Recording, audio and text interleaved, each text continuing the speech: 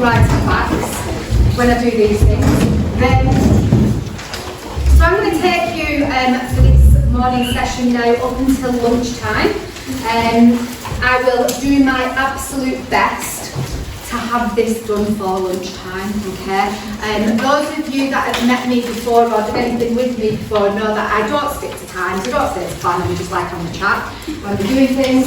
So hopefully we are going to get this done on time. But thank you very much for welcoming me to your sort of, as it your annual meeting that you actually have. It's an absolute pleasure to be here and see so many wonderful people.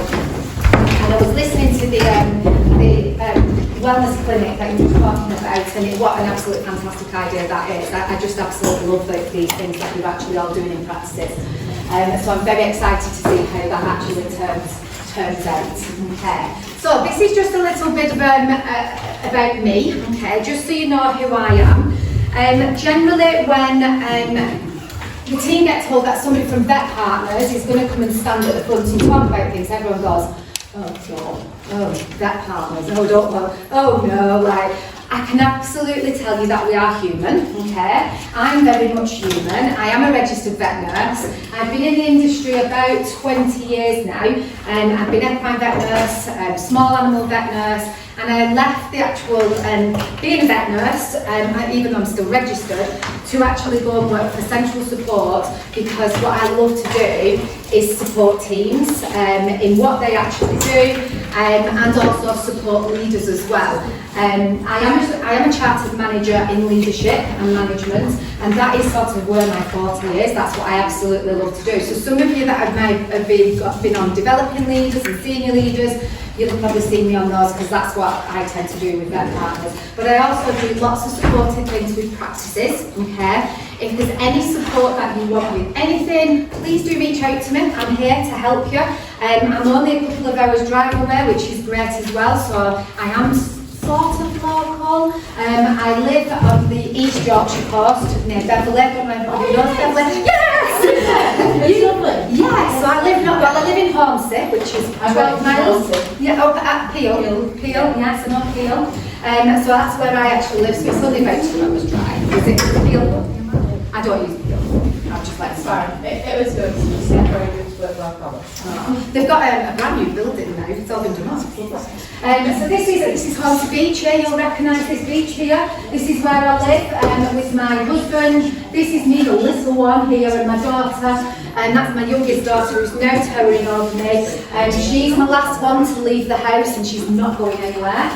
She's a nightmare, I keep trying, but she doesn't want to leave. This is my son, this is Jethro, the Vizsla. He is my son. This is my granddaughter. This is Luna, the granddaughter. She's a little bit bigger now, because that was done about a year ago. I do have a human grandchild. He has not yet made the board. When he's a bit nicer, because he's a terror, he'll get up there. This is me here, doing what I tend to do best, talking. Okay? And that was at one of the congresses that Vet Partners went to. So that's just a little bit about me. I'm not going to go around the room. Generally, if it's a smaller team, I will do.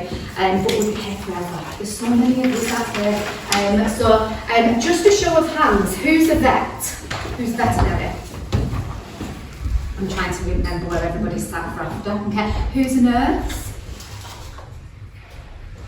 Admin, reception, support team, managers, senior leaders. Yeah. Job at A&A's, ACCA's. Yeah. Perfect. Anybody else that I've missed? Perfect. Okay. Lovely to meet you all. Please do just ask me any questions as we actually go through today's session.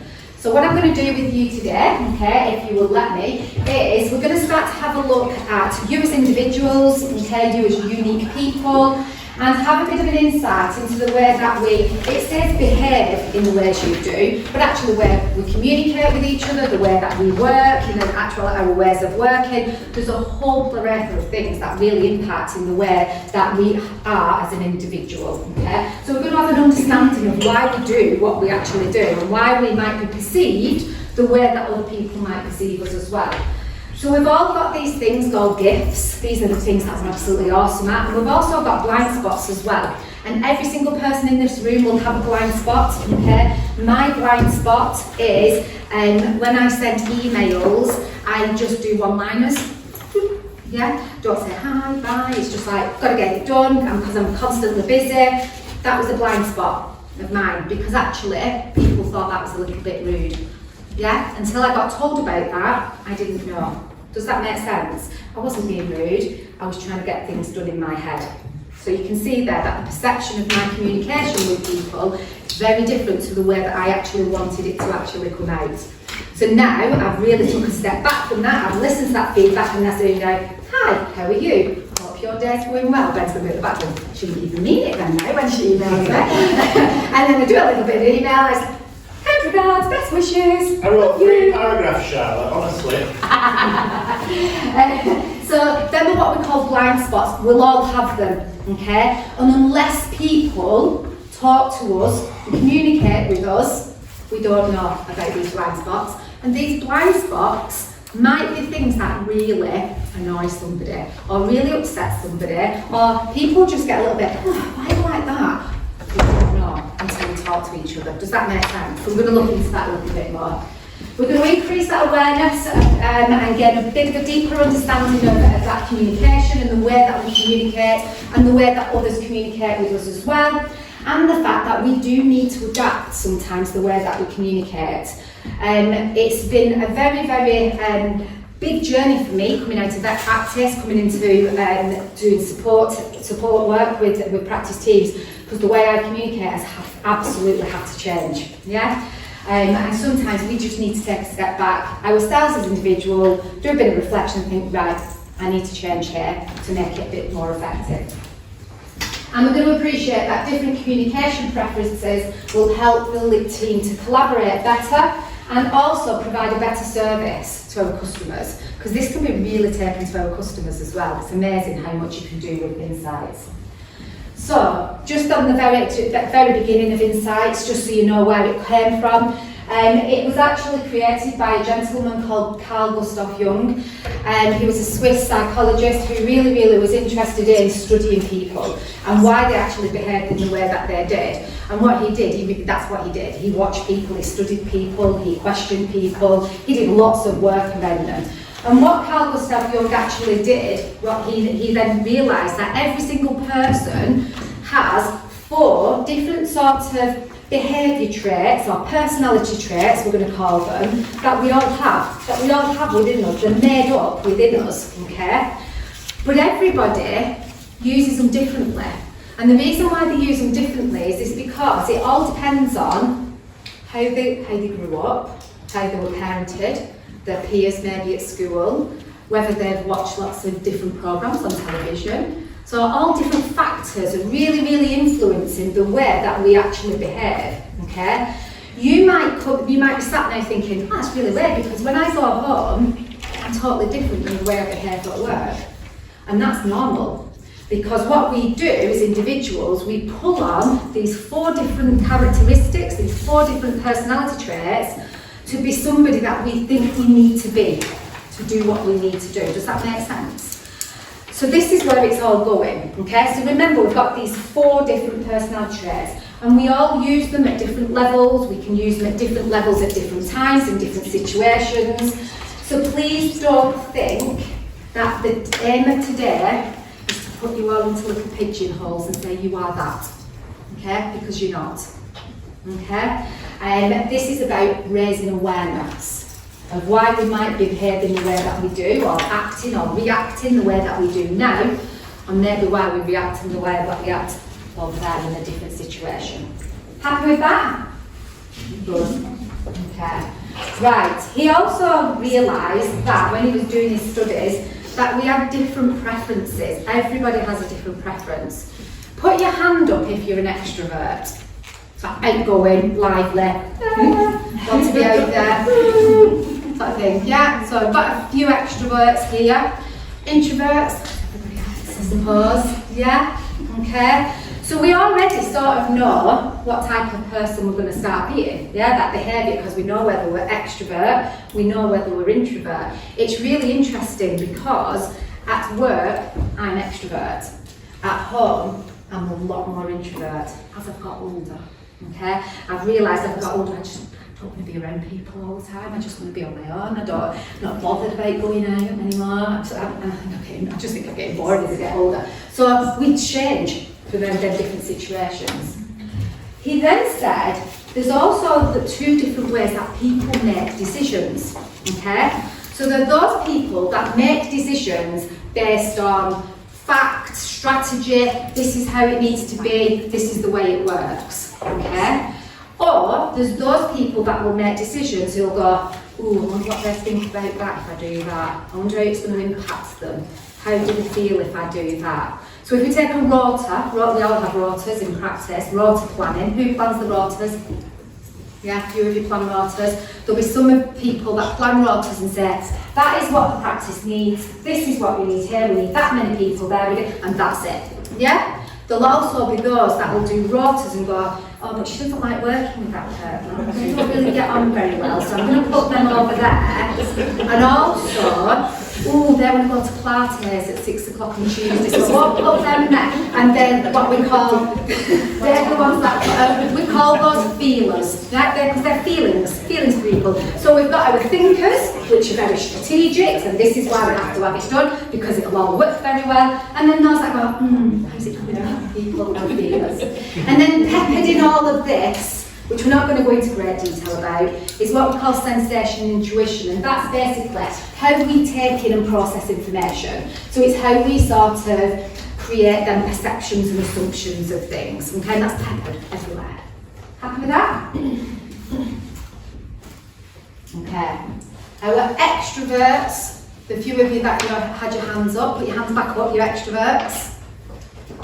If you are a thinker, yeah, keep your hands up, extroverts, sorry, then I can keep my eyeballs on you.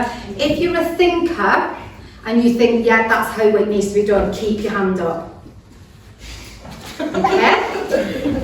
I'm just going to see if this works. I'm hoping this is going to work, and I'm going to do it in a smaller group and it works. So, potentially, and I'm not going to say this is true, Ben's dominant colour is going to be red, fiery red, okay? Or he thinks he is. He might not be perceived that way. Let's have a look. Where's our extroverted feelers then? Extroverted, think about other people. Yeah, you're going to be down in this quadrant probably when we start looking at your profiles. So you're going to have quite a lot of what we call sunshine yellow in you, okay? Because you think about how other people feel, okay? But you're still rather extrovert, so you're quite creative and outgoing and flamboyant, okay, where's our introverted people? People who are introverted, put your hands up.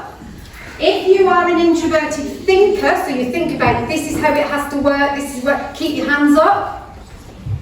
Okay, so those with your hands up, hopefully again, I don't know, you're going to have bits of blue in you, a lot more blue in you than any of the other colours. Okay, you're going to be up in this top quadrant when we start to do some profiling. So you're going to be very much analytical, very much thinking, yeah, and a little bit more step back and have a look at things, see how we need to do things, what avenues have we got before we make decisions. And then who's our other introverts? Who feel, think about other people. You're our earth queens probably down here, okay? So you're going to be a little bit step back, a little bit quieter, like to process information a little bit more, and actually love working as a team. You're just there to support and help each other. You're very much the yes people. I'll do that for you, no problem, okay? So this is how Carl Gustav Jung feels. If you're extrovert, introvert, the way that you make decisions, you can start to be actually put into these different categories whereby that would be one of your dominant profiles. Does that make sense, these colours? They will when I go into it a little bit more. Right, so these are the 4 different colour preferences and the different styles here. So we're going to start with our cool blues. So those that I said maybe sat in that cool blue area, okay? You've all got your profiles, just have a look at them so you'll start to see a bit of traits in these now. So So our analytical, so we're just going to start on the 4 colours just to get our head around this, because it gets very confusing. Our analytical are quite formal and conservative, our people, okay? They're very structured, or they like to get things right. I always think of somebody who likes evidence-based medicine, someone who likes to put bullet points in things, someone who likes to make a plan, somebody who likes to make sure they follow that plan to actually achieve their goals. And actually, if somebody comes along and tries to change that plan, it can get quite frustrating for them, okay? So they're not brilliant with change until they've really, really delved into it and had a bit of a sound understanding of it. The way that they may approach tasks will be quite slow and systematic, because they might want to read about it. They want that understanding, they need that data, okay? That's why I think of evidence-based medicine. They want that data, they want to know how many options have I got, what's going to happen with each option before I actually make a decision, okay? They just want things to be right and accurate, and they can get very frustrated if it doesn't go right for them, okay? But they get frustrated with themselves, not with other people, but they may get perceived frustrated with you guys, with other people, but it's actually with themselves. So they sort of take a step back from everybody, they hide away, they might just like, no, they might question, why are you doing it that way? Why is that happening? How come that's a yellow bottle there? They'll be asking questions because they'll need to make sense of things. So that's our analyticals. You can see why they're called analyticals. We've then got our amiables. These are our earth greens, okay? Our earth green personality profiles are really casual, very relatable, like to work in a team, okay? They like to help people, support people. I already alluded to them being yes people, okay? Because they just want to help. The problem is with our amiables, when they've got tasks, they'll take on a task, but they might have 15 other tasks to try and get through, but they don't want to let you down. Yeah? So what happens then is they get a little bit, oh, I don't know what to do, things start being a bit slower for them, they get a bit frustrated by it, yeah? And other people around might go, oh, I asked them to do that ages ago, they've not done it.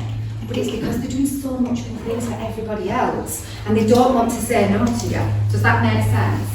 So they're very, very great with attention, teamwork, they like to collaborate, they like to share ideas, really personable and friendly and relaxed in that actual team, and they don't like insensitivity or impatience. So if you're saying, have you done it yet, have you done it yet? Oh, I had to give you a task last week, have you done that yet? You'd be like, oh, you're driving me mad, right? And the barriers will come up, and you become quite stubborn, okay? The thing is with our earth greens, remember I said they're very much collaborative, they very much work as a team. So what we find is earth greens will stick together like glue, okay? So if one person says, well, I don't like the way that they've made that new protocol and I'm not going to do it, the others will go, yeah, I agree, yeah. So we become a whole team of, we're not doing it, yeah, putting them barriers up. So these are our amiables. We then have our sunshine yellows, our expressives, what we call expressives, very, very stylish and fashionable, quite flamboyant, like to be very, very creative, okay, so the one that wants to know everything. I often think of expressives, and I can say this because I've got a lot of yellow in me, as a magpie, okay? And the reason why I say a magpie is because I can be doing something, and then something will take my eye over there, like something shiny, and I'll go, ooh, I'll just go and have a look at this over here, and I'll start something else, but I know I've got that to do, okay? Then I might go over there and do something else, and it's like organised chaos. So other people looking in are like, what the hell is going on in here? So you can imagine like my workspace is all over the place, yeah? But actually, I know exactly what I'm doing, and I will make sure that I will achieve it as I need to achieve it. Does that make sense? So that's our expressive. They're quite fast, really quick at making decisions. They love recognition from other people, so they want that, tell me I'm great, yeah, they've done a good job, thank you.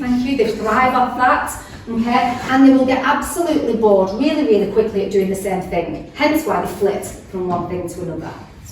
And then the last one there, we've got our reds, our drivers, okay? I always think of someone quite business-like, quite functional with the way that they walk, quite bold, authoritative when they actually talk to you, very good at giving direct hand contact, sort of firm handshakes, you know, they're there, they're with you when they're doing these things. They can be really fast-paced as well, because all our drivers want to do, hence the name driver, is to succeed. They just want to make sure that what they're doing is done to the best of their ability and as quick as it can get done, okay? And they just want to succeed, and that's why they're called drivers. So they're very efficient, very structured, very focused on what they're actually doing. So productivity is a big key thing for our drivers, okay? What they don't like is somebody who isn't very decisive at things. So if they said to you, oh, what do you think about this? And you went, well, I'm not quite sure. I'd be like, oh, I need an answer, because that's what they want. They just want to know. They need that direction. Does that all make sense now in them 4 different quadrants? Some of you now will be starting to think, oh, such bad is that, such bad is that, such bad is that. When you've done insights, as many times as I've done insights, I walk around rooms now and I start profiling people, it's horrendous. It takes over my world, it really does. I even do it with my husband now. I'm like, you're so blue. Stop reading things, just throw it in the air fryer, it'll be fine. No, I need to look at the instruction manual first. So we just totally clash, me and my husband.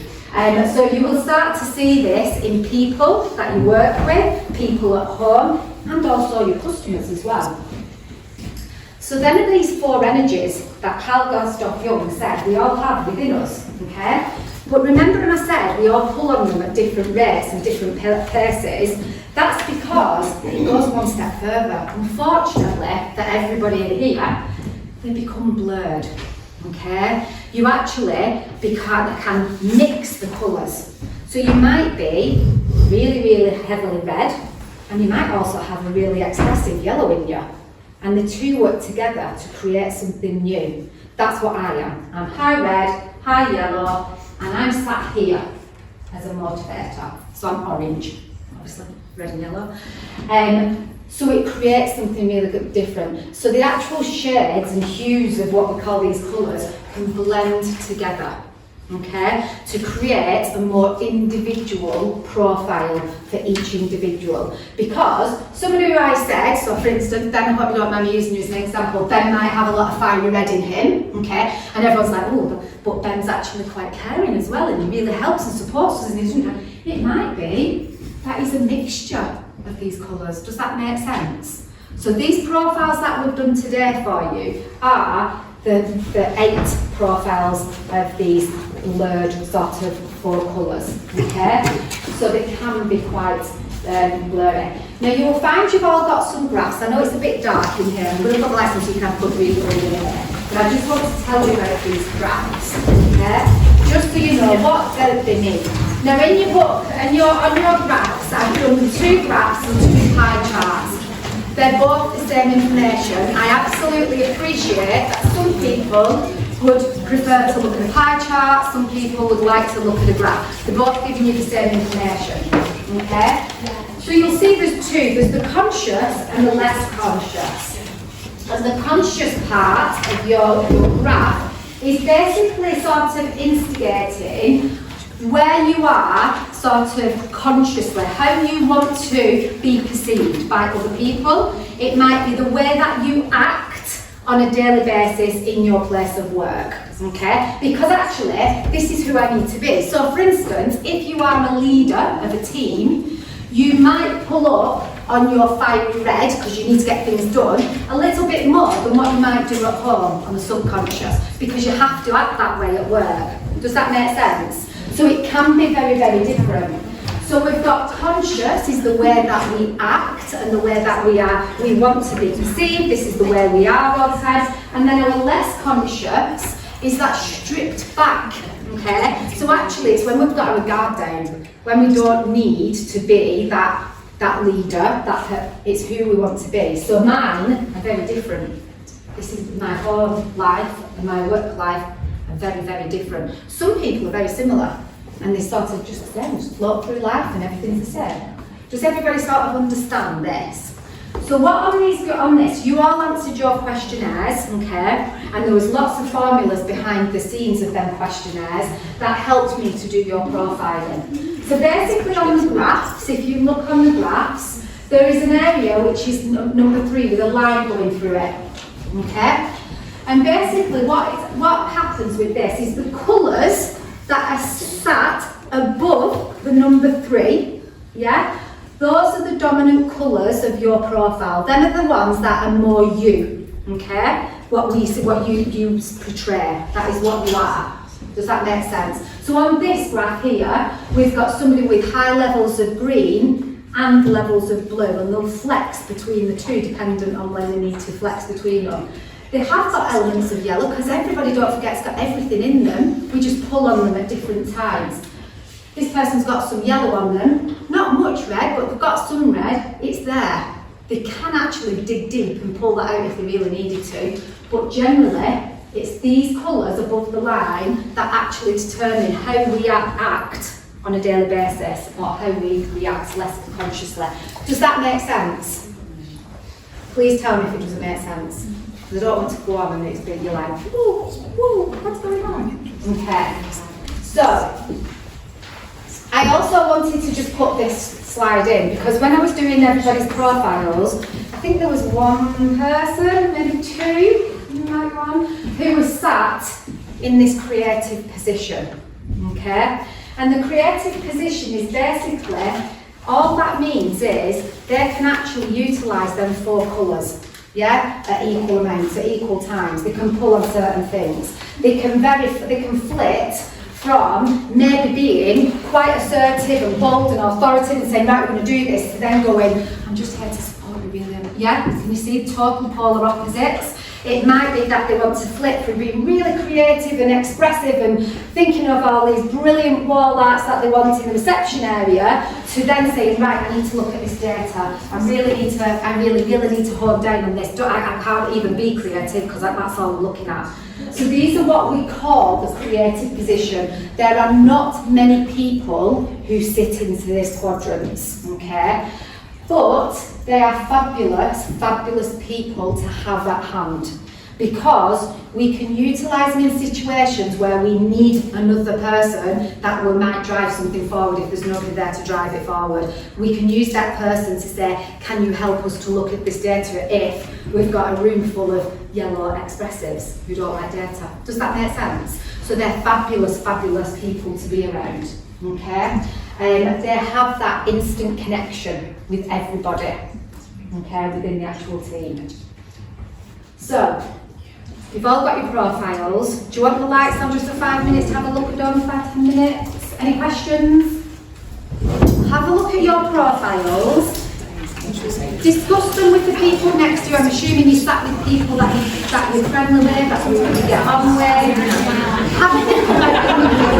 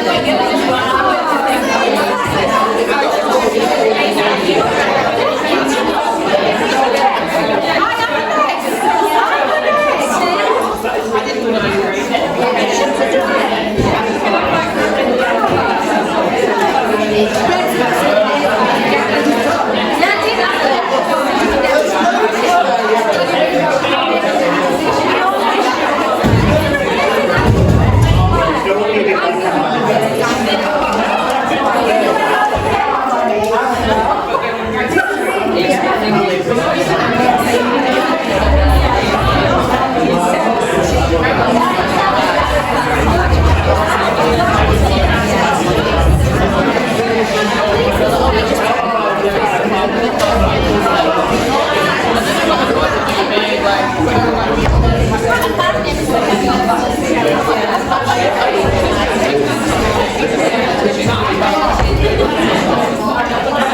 everybody. We're going to move on because we've got lots to get through. Okay, I've been round, hopefully I've been round most of you. Most of you have said, yeah, I see it, which is absolutely great. This is just to, like I said, this is just to hopefully open up some understanding of people's behaviours and traits that they might have. I had a lovely conversation over there about, well actually, does it make it right that such a, if you're a certain colour, you can behave in a certain way? No, it absolutely doesn't. Yeah, it doesn't mean that you've got a right to do things just because this is the way it says it's like you do things. Them are what we call them blind spots. So do you remember earlier I talked about the emails? Yeah, I've got a lot of, like I said, I'm a mixture of fiery red and yellow, but when I'm actually in work mode, I'm not in work mode obviously today, when I'm in work mode and I'm sat at my desk and I've got lots of things to actually do and targets, I'm very much in the zone, I'm very much driven, need to get things done, and that's why I sent an email. Somebody told me, so somebody held me accountable for it, I didn't know. Does that make sense? So it's about actually working as a team. Let's start to think about accountability, but also have an element of emotional intelligence as well. Does everybody know what emotional intelligence is? Emotional intelligence is having the ability to allow how you feel inside. So if you're having a really bad day, and you come in, you're having a real crap day, everything's gone wrong, you've got acupuncture, you're late for work, you come into the office, you slam the doors, you walk through, you throw things on the desk, you don't even give anybody eye contact. Is that acceptable? No. Emotional intelligence would be, right, I know I'm really pissed off inside and angry, but I'm not going to show that out on the external, yeah? I'm going to be the person that I should be in the practice. I'm going to communicate effectively with people. Yeah? That's emotional intelligence. Right. So I got asked, someone was saying, can I have a look at purple? Because I think I'm purple. So I'm going to go through each of the different colours, just a couple of slides, okay, of the different colours, just to give you all an understanding of what they actually are. So, we've got the blend of red and yellow, okay, so remember that we've got these four colours, haven't we? Do you remember we talked about, I had them in different quadrants. This is like a blend of our drivers and our analyticals, our blues, sorry, I don't know where I got yellow from. So this is a blend of somebody who's got that driving instinct, but also got that analytical instinct, that I want to look at things as well. So they become reformers, what we call reformers. So, our reformers, on a good day, okay, they're very self-disciplined, very, very dedicated, and very pragmatic in their approach to things. I'm not saying this is how they act, this is how they will be perceived by other people. Yeah, do you remember how I talked about it? It depends on how people see you. Some people might go, oh yes, it's fine, but others might go, not quite sure I'll take that email, that's a little bit rude. On a bad day, so when we talk about bad days, this is when we may be lacking that emotional intelligence and we're not thinking about the way we communicate, we could come across a little bit blunt to people and insensitive. Sure. What they do like, our reformers, is they like that real rigorous thinking. I want to think about it and I really want to be critical of things when I'm actually thinking about it. They want lots of different problems to actually solve and they really get a hit out of sort of making sense of things and solving these problems as well. They actually just want excellence. They want perfection in everything that they do.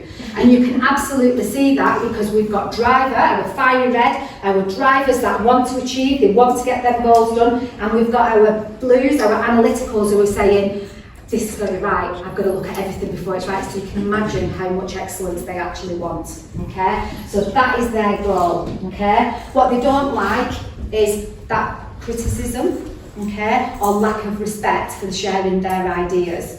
Now sometimes we joke about this when we're doing insights is, with our reformers, they often argue with us when we say that they're reformers, because we go, no, that's not me, yeah, but you know, well, your results say that you actually are.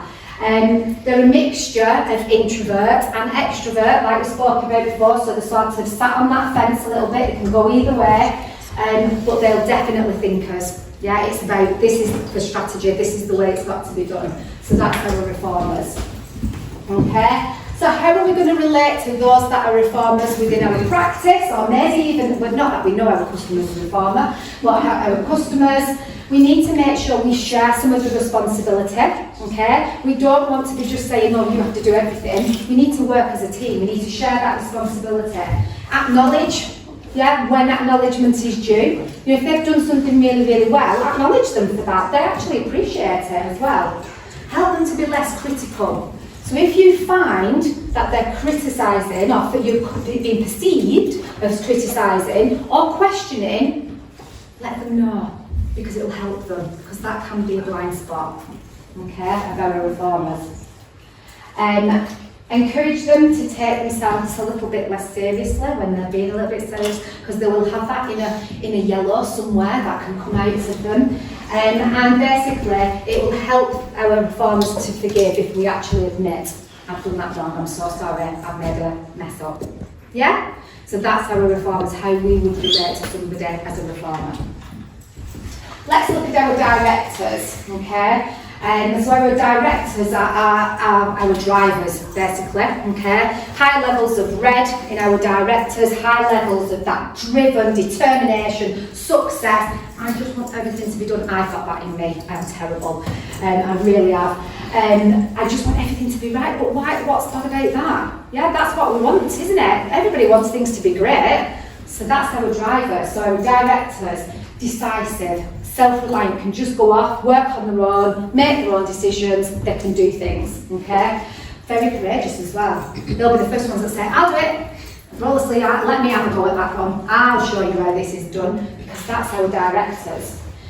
But if they're lacking that emotional intelligence that I've just been speaking about, they can come across a little bit impatient, okay? So they could be the ones that are going, have you done that task yet that I needed you to do yesterday? Because I've still not got it on my desk. And you'll be like, ooh, you're getting me back up now, yeah? Because they're being a little bit impatient, okay? They might come across a bit aggressive, like, have you got this done? I need to get this done. But that is because their frustration absolutely lies with things not getting completed. So it's not that they're going out there to be aggressive and to really know, it's just their mannerisms. But again, what do we do? What do we need to do if this is being perceived by other people? We need to hold them accountable, yeah? We need to just let them know, give them feedback. As a fiery red, what we call fiery red director, I can 100% tell you that if I annoy somebody, or I do something wrong, or something's not going in my direction, I would rather someone come up to me and tell me straight to my face and say, that's not right, rather than go, I'm not going to tell them, I'm just going to leave it. I'd rather know, I'd rather have that feedback to help me. But what happens is, especially if we've got a lot of greens, because can you imagine we've got fire reds, we've got earth greens, what we like to work as a team, our earth greens sometimes get a little bit worried about saying anything to our fiery reds, yeah, to our directors. They go, well, I can't say anything because I'm scared they're going to snap at me. But they're not. I can 100% guarantee they're not, because we want that feedback. It's just the way that we actually are, okay? They love that competitiveness, being in control, that success, that progression like I talked about, okay? They're extroverted thinkers. So they're very extrovert, but they think about how things need to be done. Does that all make sense? Yeah? So how do we relate to somebody who is a director, okay? We need to just stand up for ourselves. We need to just pull our socks up and go, right, I'm on it. I'm going to go and have a chat with them now.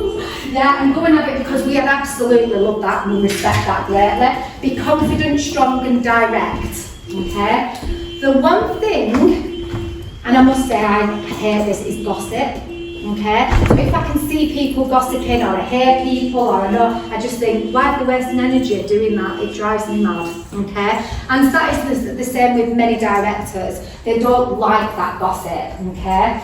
Because they feel like trust is betrayed. Because if you can gossip, you could actually become untrustworthy because they know you're going to gossip. Yeah, so it can betray that trust there. All people who are directors have a heart. And we are all vulnerable, let me tell you, okay? We are all vulnerable. There are many times when I've done something, somebody said something, and I'm like, oh, I'm just going to cry. I'm going to cry because I really didn't mean it to be like that. Yeah? We need to make sure, remind everybody that we are still vulnerable, and we need to start to show our vulnerabilities at the time as well. So please don't take any assertive manners as a personal attack. Sometimes it might be just that we're lacking emotional intelligence at the time. It's the way that we're coming across to people, okay? But we need you guys to just let us know about it, and then we can apologise and say, sorry, that's not how I meant to come across. I'm really, really sorry for that. It's just part of them. Yeah, sometimes losing temper is just part of us. It is with me as well. My daughter said that when I lose temper, my teeth grip together like that. And I'm like, what are you doing? Why is the washing up? I've been away for 2 weeks. And they're like, she's on one again. And I get a little bit temperish, okay? And they just laugh it off with me because they know that's just me. Okay? So that's our directors. We then have our motivators, okay? So our motivators are a blend of that director and then our expressives, our sunshine yellows, okay? On a good day, really assertive, dynamic, enthusiastic, just want to get things done. They're like, yes, let's do this, let's go and do that. I love a challenge, I want to do it. They're really good at bringing people along as well with them because they've got that directiveness, like, yes, we've got to get this done, but they've also got that creativity of that sunshine yellow who says, paints a picture. Oh, wouldn't it be marvellous if we do this? It could be like this, and then we could go to the pub at 5 o'clock and have a pint. And everyone's like, yeah, let's do that. They're really visionary. They get people on board with the way they do things. On a bad day, when we've got lacking emotional intelligence, we can come across a bit manipulative, okay? So it could be that people go, oh, God, they're really manipulative. Actually, what motivators are actually really trying to do is get us to push ourselves out through the limits that we don't normally like to do, okay? So we're trying to get people to challenge themselves a little bit because that's what motivators do. It's all about motivation, okay? But we can come across. Again, let us know, let them know. They like adventure, they like opportunity, they like doing new things, they like taking on projects. They'll be really, really fast-paced at getting a project done as well, okay? Because they just want that respect from people that we're actually doing quite well at what we actually do. They don't like not being recognised as well, okay? Because being a motivator is all about keeping our motivation levels high. So actually, if we're not actually sort of rewarded and recognised for the good that we're doing, it can really pull us down, okay? They are extroverted feelers. Yeah, happy with that? Right, so how do you relate to the motivator? Just give them some time to get the work done. Let them go alone at it, okay? Because that's that red, that's that drop director. They just want to get on with it, okay? They want honest, fair feedback. And when I say honest, fair feedback, if you give them developmental feedback, they will absolutely welcome that with 2 arms. They'll love it because they thrive off it, because it makes them achieve more, it makes them learn new things, okay? Be positive as well with them, okay? They just want to be with people. That's that yellow in them, that sunshine yellow. Again, congratulate them on the things that they've done so awesomely, and please don't criticise too much, okay? If they're doing something wrong, they can take criticism, okay, to heart. Difference between criticism and feedback, yeah? Feedback is, this is what's happened, this is what we could have done better, they'll take that on board. If you tell them how rubbish they are, that's going to hurt. Okay? So that's our motivators. Inspirers, and I'm going through all these so everybody's got an idea of everybody, the different ones. On a good day, sociable, expressive, these have got lots of that sunshine yellow in them, okay? Lots of that expressive creativeness in them. Really optimistic. We can do this. Come with me. Very, very visionary. But lacking emotional intelligence, as I talked about before, they can be a little bit talkative, a bit unpredictable at times. Okay, that unpredictability is that what I talked about related to a magpie. You could be saying, right, they're doing that, and then you go and like, where bloody hell have they gone? And they're over there doing something else. They're really unpredictable. They can go over there, they can do this, they can be doing that. They're all over the place. Okay.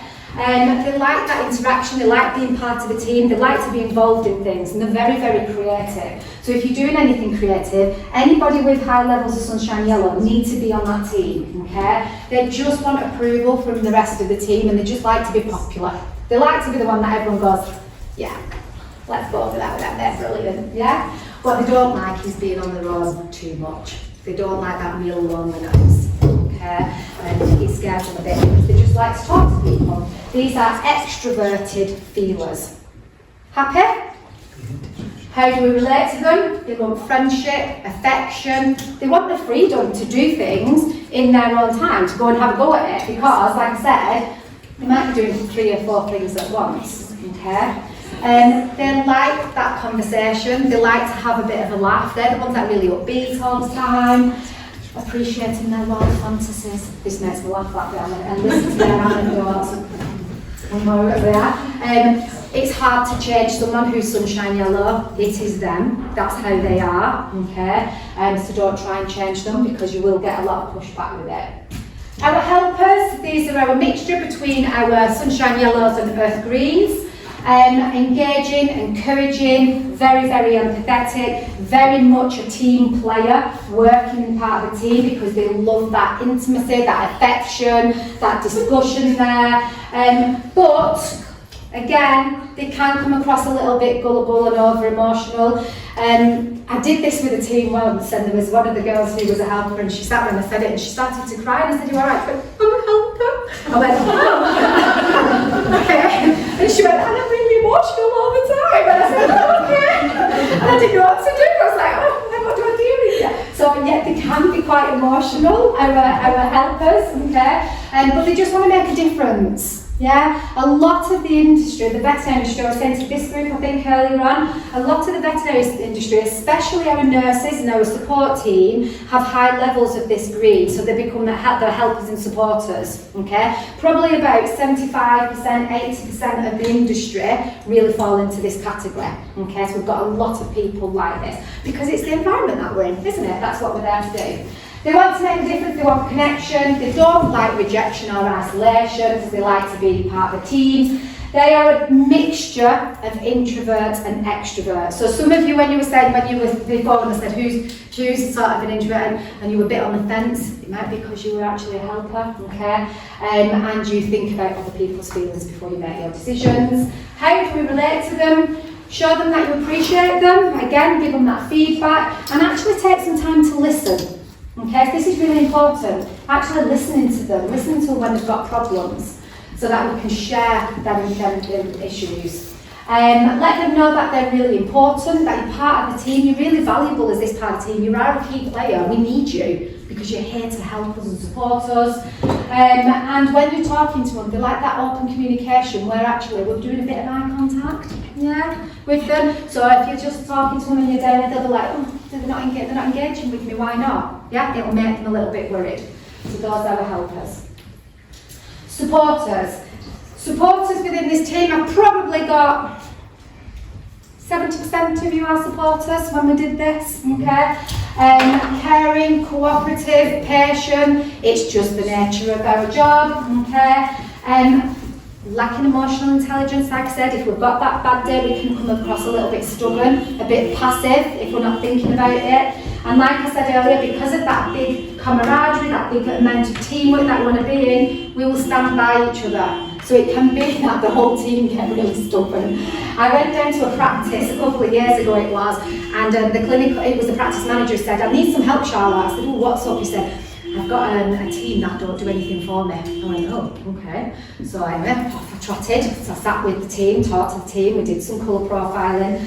I said, "Right," I said, "come on, let's go and discuss these profiles." And he said, "What?" I said, "You've got every single one of them in there is supporting, is earth green." I said, "And you are the director." He said, "Yeah." I said, "Can you see how things might be clashing?" He said, "All right." I said, "What do you do in the morning when you walk in?" He said, "Well, just go to my office because I've got things to do." I said, "Okay. What do they want you to do?" "I don't know." I said, "Let's go and ask them." So we went to the team and I said, "What do you want?" It'd be really nice if you came in and said hello to us in the morning and asked us if how we've been getting on and if you've got any problems. "Okay, when did the last time you did that?" He was like, "Oh, I never even thought about it. I was just coming in, trying to get everything done. I never thought about how it was affecting my team. And it was that one thing that he wasn't doing in the morning that they all went, I'm not going to do anything when he asked me to do anything because I don't care about it. And it absolutely was that. And we had a healthy discussion, a conversation about how we flex our needs, what we need to do. The team are fantastic now because he really does make a difference. When he goes in, he says hello to them. They've stepped up, they said, right, I'll come and help you. Yeah, I'll get things done for you. Yeah, they've actually leaned into each other a little bit, so they've changed. That's just gone off on a tangent, haven't it? So, light being of service, that's what we are, that's what we do, and they're accommodating of other people. They just want harmony within the actual team, okay? What they don't like is conflict, and they're not quite good on change, which is quite difficult in the veterinary industry, isn't it? Because how many times does something change in the veterinary industry? A policy, a protocol, the way that we work, our structure, our team, everything, we're always constantly changing. So if you think about having a full team, a lot of people who actually don't like change, that's really difficult. It's really difficult for the rest of the team to pull them along and say, come on, we can do this. Does that make sense? But actually, we can do that. They're introverted feelers. How do we relate to them? Approach them gently. When we say approach them gently, this is, we don't tell people what to do. Yeah? If you're a supporter or you've got a lot of green in you, then we're not going to tell you what to do.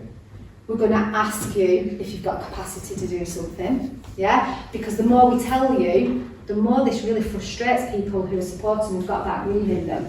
So we need to make sure that we're on board with saying, would you be able to help us? Yeah? We're sort of asking rather than telling. Okay? Don't take advantage of good nature, and that is because they are yes people. So we often find this can be a conflict within teams when people say, yes, I'll do it, so the other person keeps asking the same people because they know that they're going to say yes, and that's their group of people are the ones that are constantly doing everything, and there's somebody over here who's not really doing anything. It's like, why are they not doing anything? Why is it always me? Because you're being asked, because you're saying yes, and people are taking advantage of you. Does that make sense? So it's about everybody to remain vigilant. We can't take advantage of the yes people because we're going to burn them out. They're not going to be able to continue to work, but they will continue to say yes. Let them finish what they have to say. So if they're actually talking, they're sharing some advice, just give them time to actually complete what it is that they're trying to communicate to you.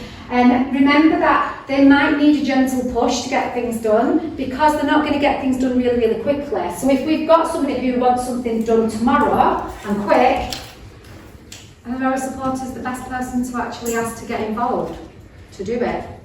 Maybe not, because they might take time to do things unless they're happy for us to push them along. Okay? Demonstrate their affection and show them that you care, basically. Our coordinators, okay, so our coordinators are a mixture of those earthy greens and our analyticals, our blues. On a good day, very thoughtful, diplomatic, okay, quite dependable. We can depend on them to get tasks done. Again, on that bad day, that emotional intelligence can come across a little bit anxious and withdrawn. And it's like, I alluded to this earlier on, I said, often with our cool blues, they get really frustrated when things aren't going the right way. And this is definitely what happens with coordinators. And that's where they can come a little bit, when you think, are they all right? Like, they're not even getting involved, they're just going doing their own thing. Because they may be that frustrated that things aren't going well. Okay? And the frustration is normally with themselves because they think that they've not got it right. Okay? Or a little bit hesitant, questioning. They might find that you question things. Why do you mop the floor like that? And you're thinking, I've always mopped the floor like this. What are you talking about? But it's just their way of actually trying to make sense of things and make purpose as well. They like order, security, correctness. Okay? And they've got that great duty to be there and to get everything right. They don't like disorder and they don't like risk-taking as well. Okay? They're introverted thinkers. So how do we actually relate to our coordinators? We need to be clear, yeah, paced and direct with everything that we say. All our communications, we need to be clear and direct. One way that we could actually do this with our analyticals is back it up. Give them something in writing to look at. Send them an email afterwards. Give them some reference material to look at, okay? So that it's there's that clarity of what you actually want. Listen to everything that they actually say as well. Ask them open questions so that they can give you more information. Don't criticise them for being a little bit worried or apprehensive of making that decision, because actually they just need to think about it sometimes. They're not as fast paced, so they're going to take time when they're doing these things. Give them that reassurance. Make sure we're steady and systematic, okay? And then introduce them gradually to new things. They've got earth green in them, so they're going to be a bit dubious about change, and they're going to want to know more things about it. So they're going to really need to have time to actually consider it before they actually go on with new things. Last one is our observer. Okay, so this is very much high-level blues of our analyticals. On a good day, they're very, very organised, precise with what they do, really consistent. These are consistent fellas that just get on with things, okay? But they can come across, again, quite detached or defensive or questioning, because that's just the way that analyticals work, because they need to know more. They like logic, facts, figures, data, yeah, references. They want to know that objective truth behind everything before they make their decisions. They just want to get it right, and they want to be correct as well.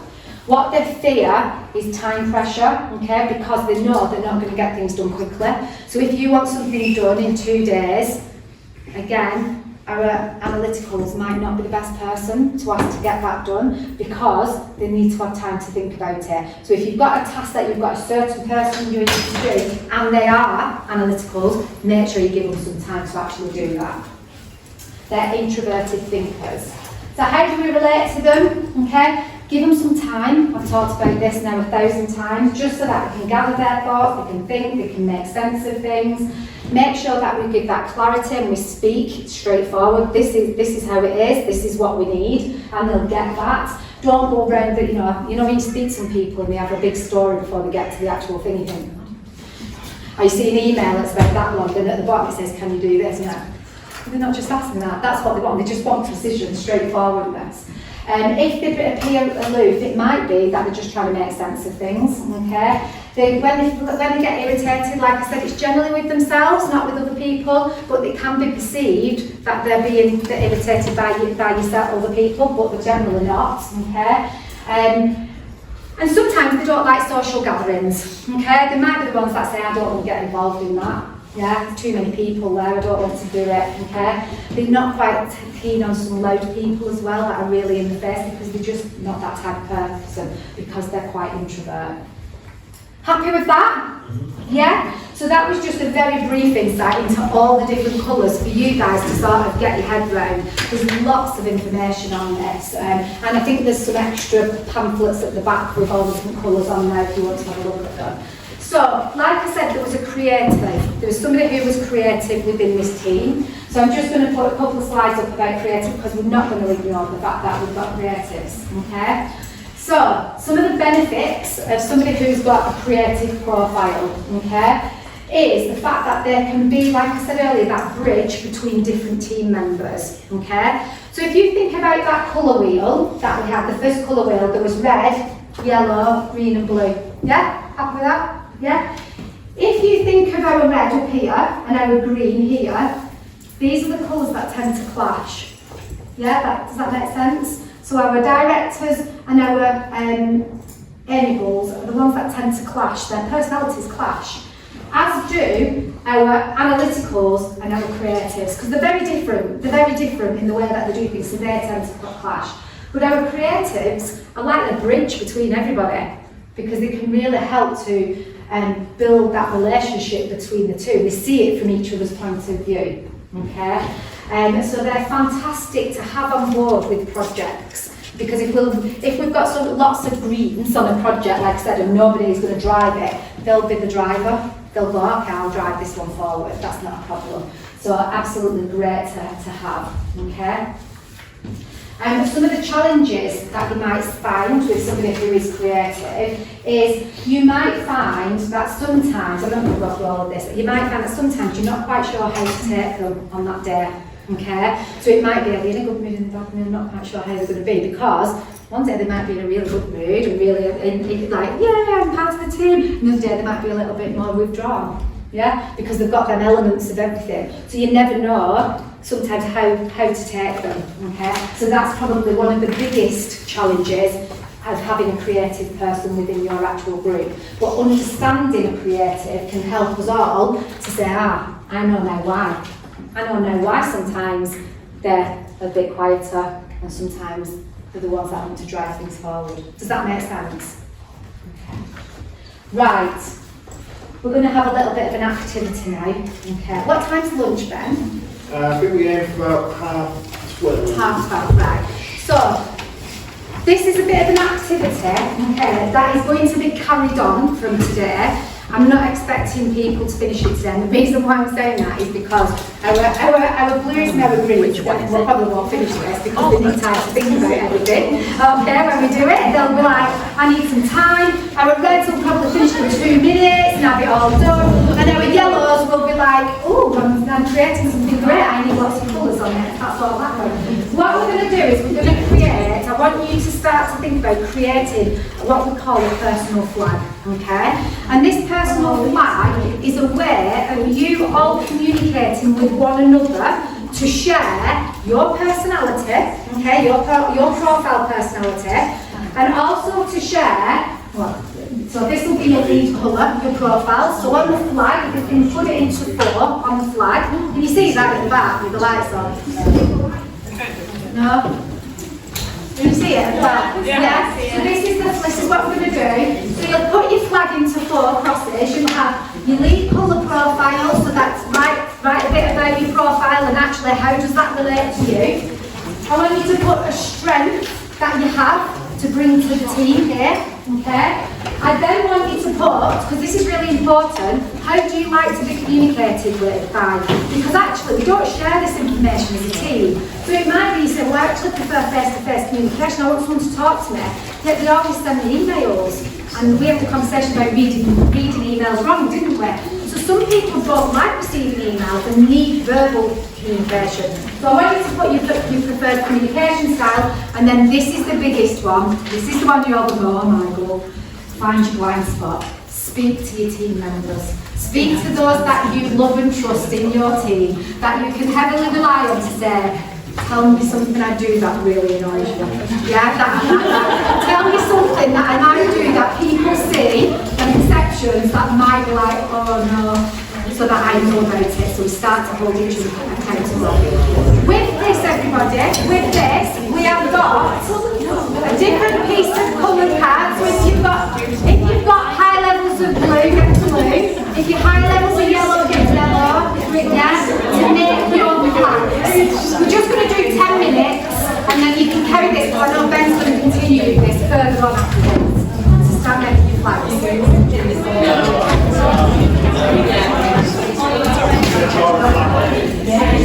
5 minutes more, when you've got so many.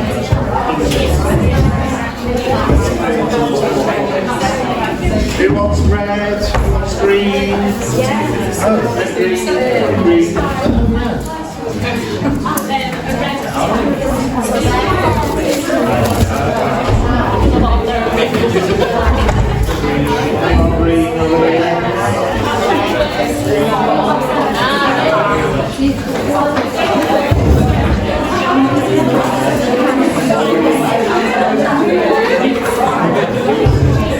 Red, yeah?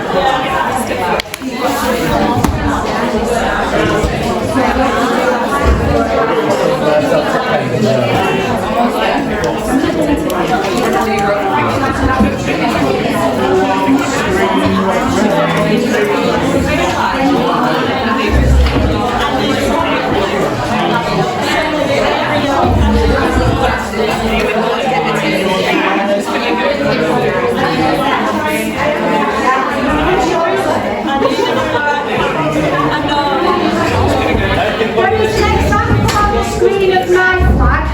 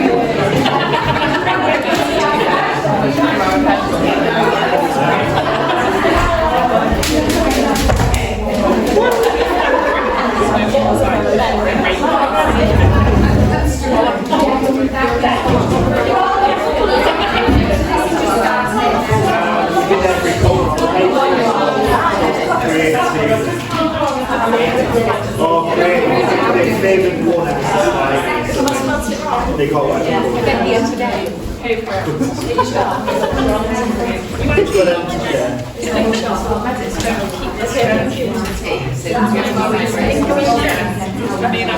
They're the hardest ones.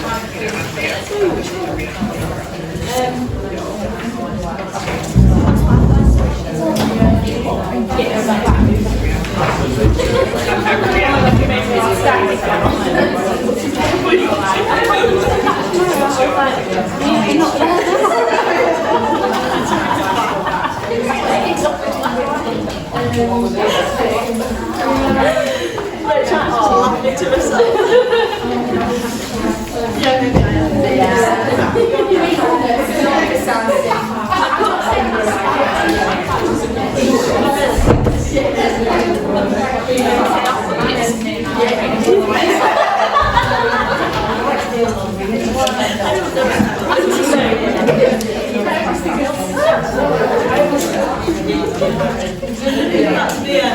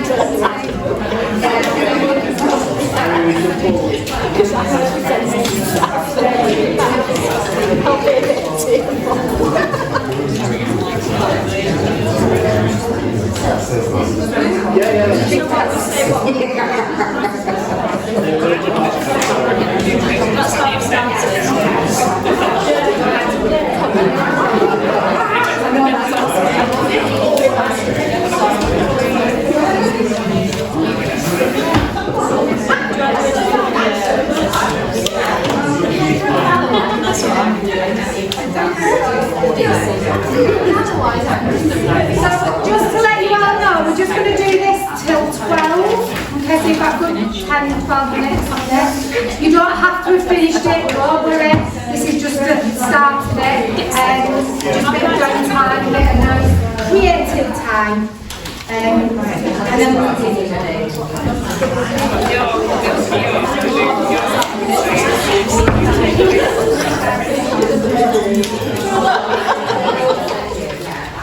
actually wanted to do it when I go along with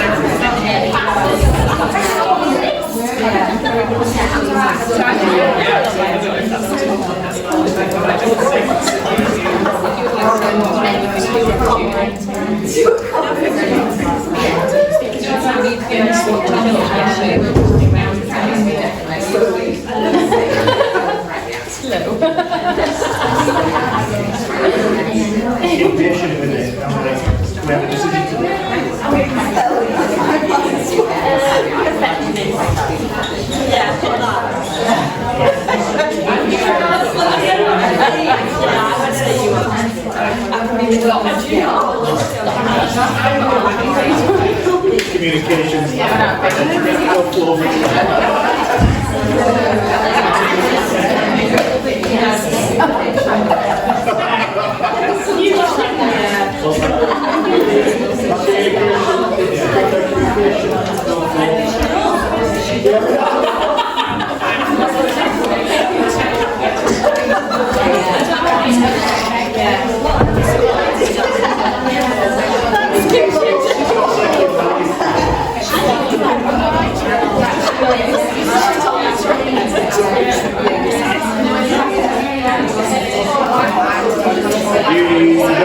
You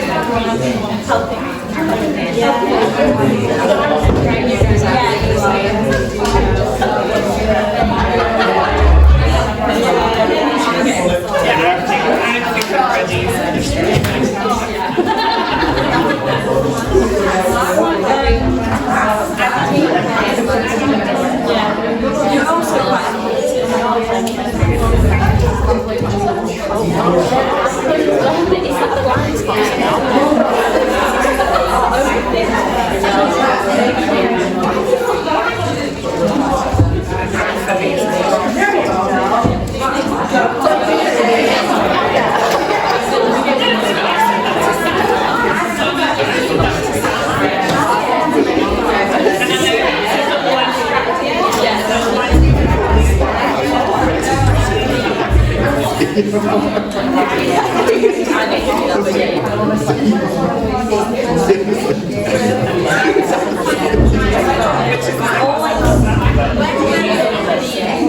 I do get to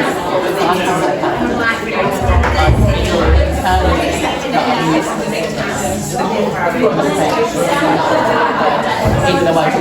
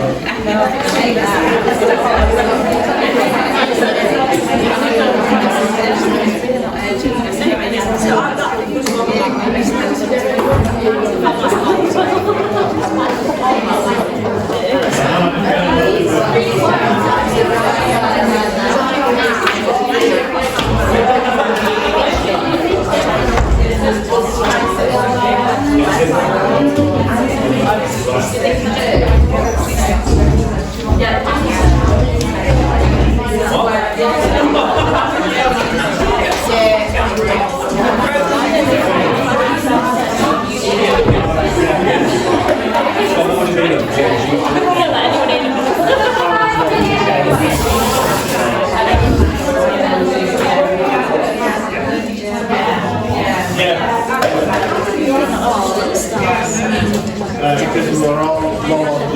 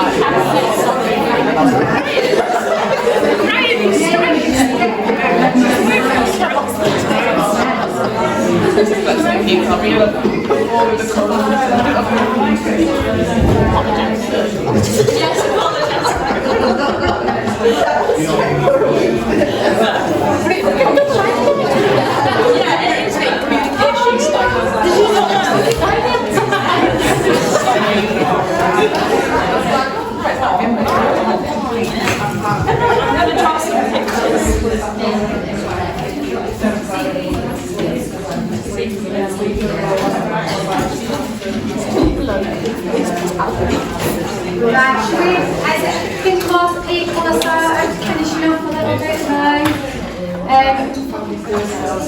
Should we crack on?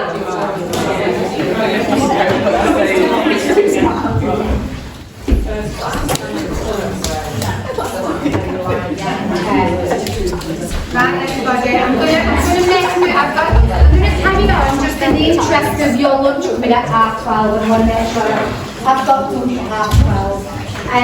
That was just a little bit of downtime after all that sitting and listening of lots of exercise, all that information, just to sort of to break it a little bit. So I hope you found that useful actually, and finding your blind spots as well can be very, very useful within your team. These flags, if you will be taking these back to practice, and I'm sure that Ben will come up with some amazing idea. And when he spoke to some of those that are a bit more yellow, so it gives him a bit of creativity with this, of how we can actually continue to fly these flags. So that we're actually sharing this information with one another, because it's actually really important that we do share the information and that we actually allow each other the opportunity to start to get to know our different personality profiles. Okay, so on the screen, some of you have been trying to read this on your printers, and you've not been doing very well because it's so small. But basically, this chart, this insights wheel, shows just how many different profiles there can be from them 4 colours, okay?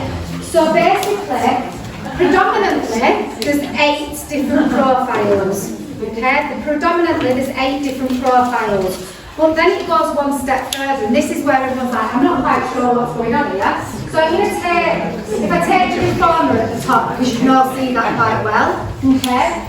So we've got our reformer triangle daily here, okay?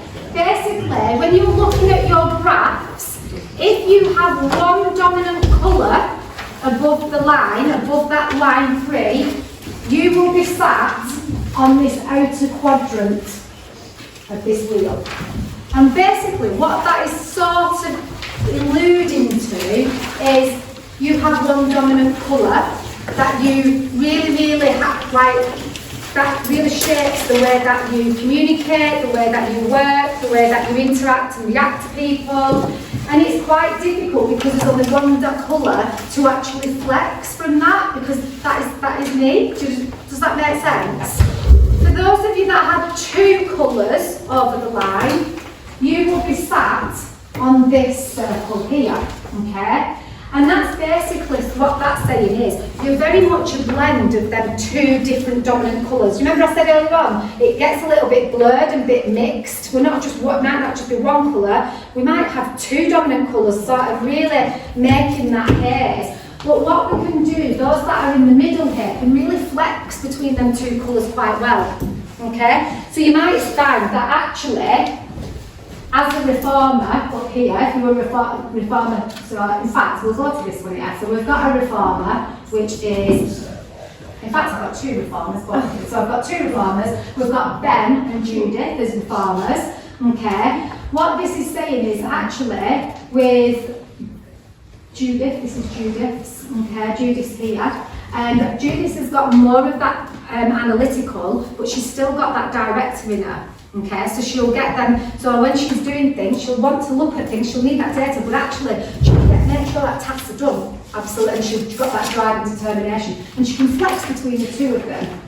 Ben, on the other hand, is down in this inner quadrant here, and this inner quadrant is when you've got 3 colours above the line, okay, and those 3 colours you can really flex between, okay.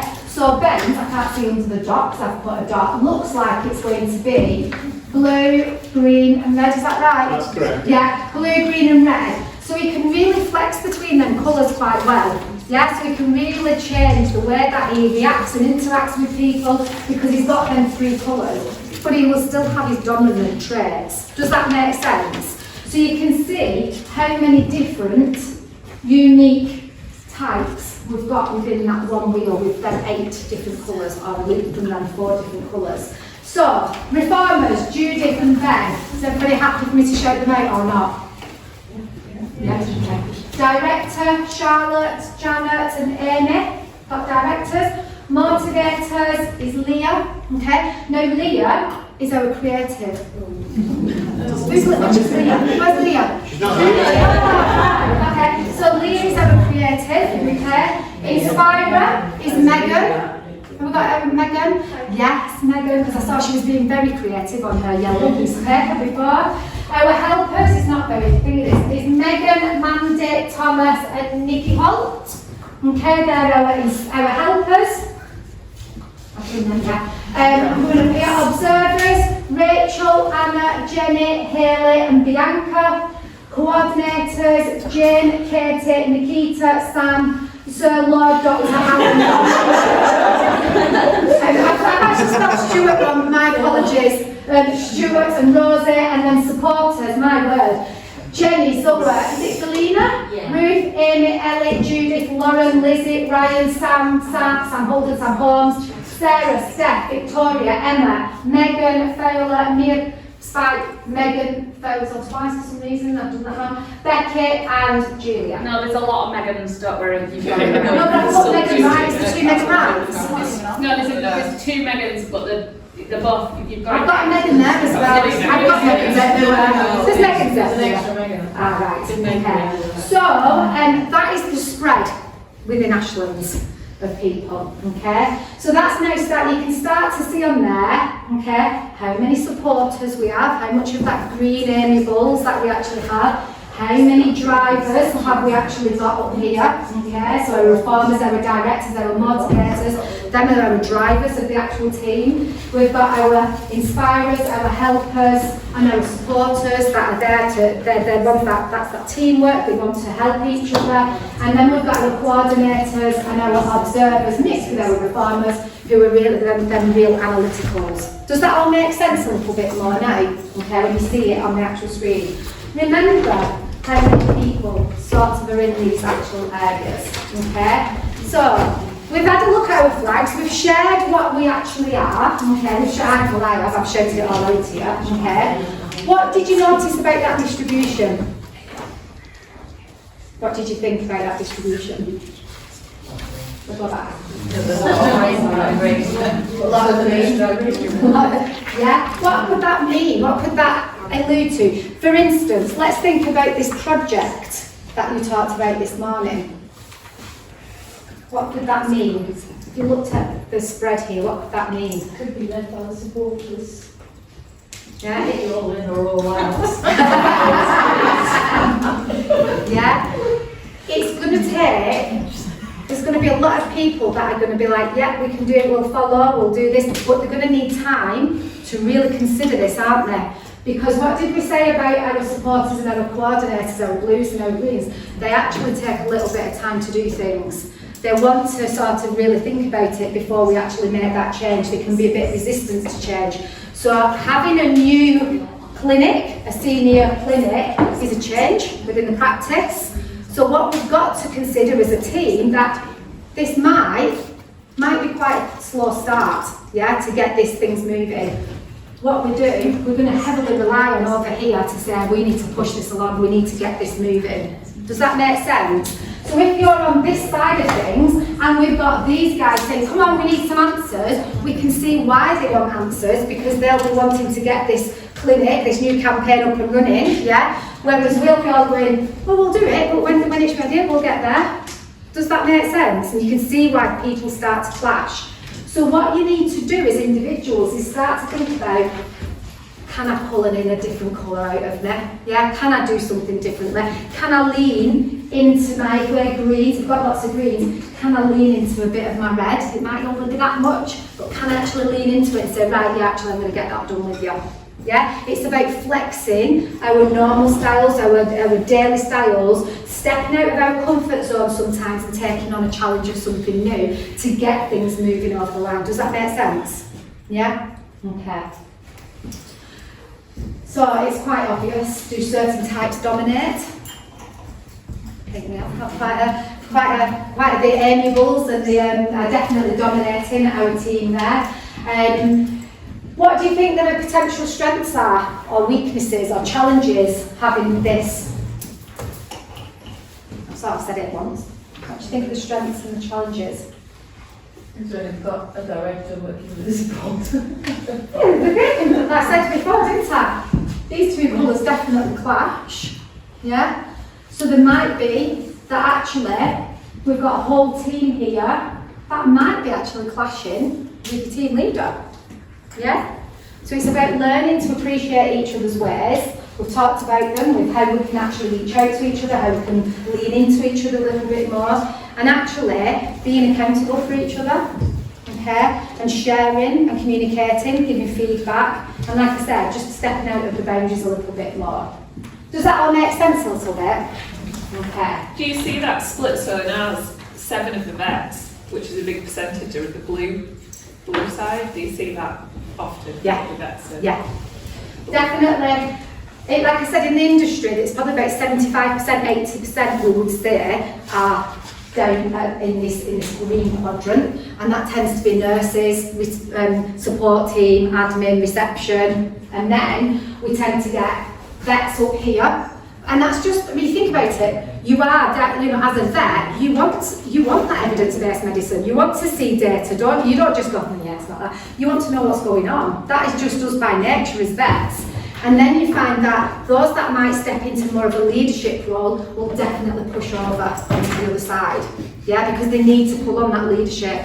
They need to pull on that energy to say, right, I can lead my team, I can guide my team forward. Does that make sense? So you do definitely see, and you often see it in roles as well, like definitely in them job roles. Like when I very first did this, I was more down here. Okay, when I did my first insights, about 12 months after I changed my role, I then moved more up into this director, but that's because I was leading a team. And it was, I needed people to think, she can lead a team, I can turn to her, I can trust her, she can motivate us. So I sort of pulled on this energy, this red energy that I had in me to become more, right, I'm going to utilise that more to get my role done. Whereas when I go home, I'm definitely more over this side. Yeah? Because I don't worry about things, and I don't push my partner or my kids to do things like, what do you want? So I'm very different at home. Does that make sense? So your roles that you're in will definitely have a bit of a say on this, because you're wanting to be that in that role. You want to be seen to be doing it right. Okay. Right, let's have a quick look at perception. We all slightly view things differently. Okay? Every single person in this room will have a different perception about me. Okay? Every single one of you will have come to an assumption about me, and it will be very, very different. Yeah? Some people will say, do you know what, she's alright, quite like her, still at front. Other people like, she's annoying the crap out of me, I wish she'd just go home. And that's fine, because that is what perception is. Everybody's perception is different, and it's all literally created from our past experiences, and that's where behaviours come from, our past experiences as well. It's about our beliefs, the knowledge that we actually have there. It's how we process information, okay? So, just very, very, very, very quickly, when we take in information, whether it's something that we see, whether it's something we smell, something we touch, something that we hear, so them are our senses, when we take in that information, our brain, it has to go through some filters, little filters, and all the messages come in, wherever they come into, and they go through these filters. And these filters are just this. This is our knowledge, our past experiences, our beliefs, yeah? And basically it's how we make understanding of something, and that's why everybody's perceptions are very, very different of things, okay? So it has to get through that before your brain then goes, right, I get this. There's also what we call a thing called ladder of inference, and it's basically how quickly an individual will create an assumption or a perception before finding out all the information. Does that make sense? So the idea of it is, if we take in a piece of communication, so you're all taking in communication from me now talking to you, you might be thinking, right, I need to know more, I need to ask them, yeah, before I actually say, okay, insights was all right. Yeah, some of you will straight away have gone, it's a load of rubbish, I don't like it, but you won't have listened to anything in between. Does that make sense? That's still called a ladder of inference, and everybody's doing it all the time, and it's how we make that perceptions and assumptions there. So it's how we process that information.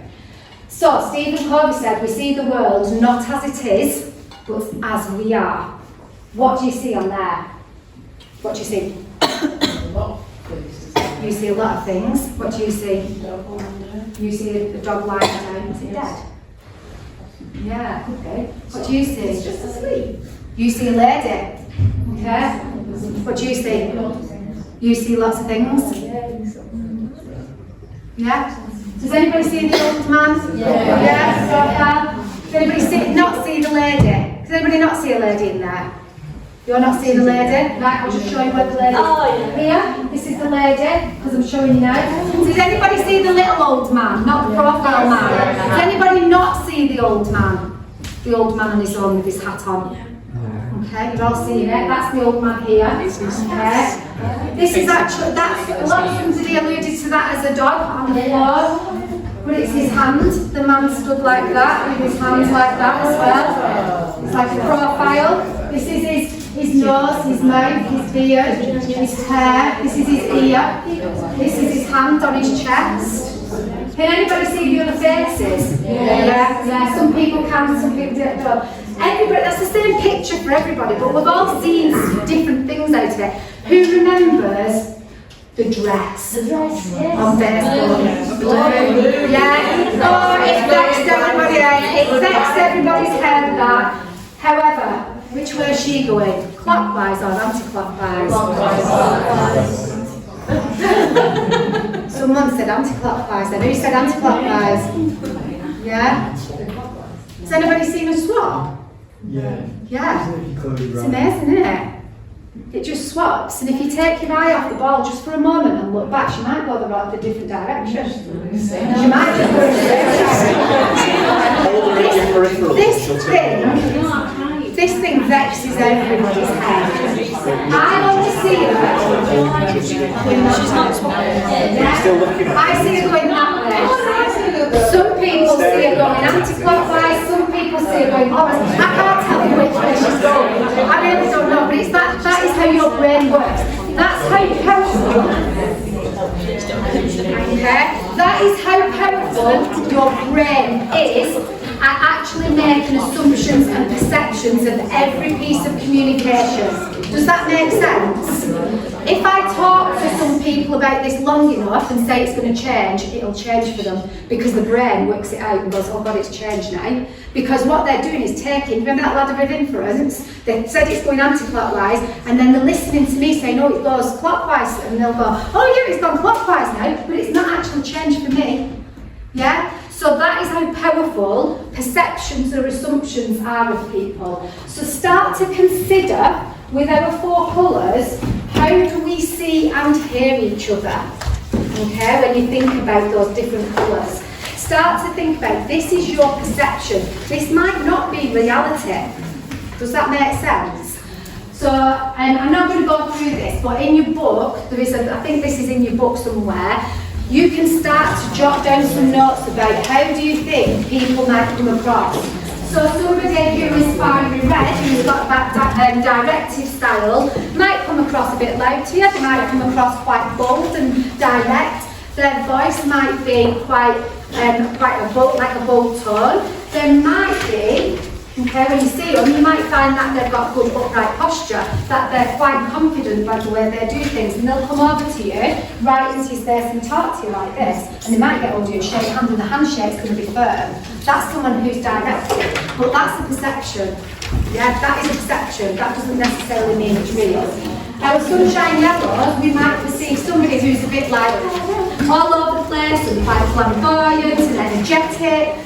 You might say they're quite yellow, okay? It's a perception.